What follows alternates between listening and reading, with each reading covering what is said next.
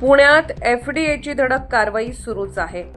Domino's नंतर आता camp परिसरातील प्रसिद्ध बर्गर किंग आउटलेटवर अन्न व औषध प्रशासनाने मोठी कारवाई केली आहे.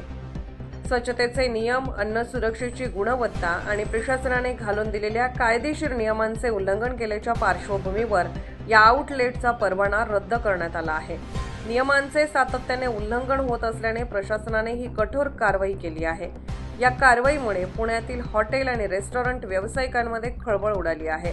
ग्राहकांच्या आरोग्याशी कोणतीही तडजोड केली जाणार नाही असा स्पष्ट संदेश एफडीएच्या या कारवाईतून देण्यात आला आहे. त्यामुळे आता नियमांचे उल्लंघन करणाऱ्या इतर आस्थापनांवरही एफडीएची नजर असून आगामी काळात तपासणी आणि कारवाया आणखी तीव्र होण्याची शक्यता आहे.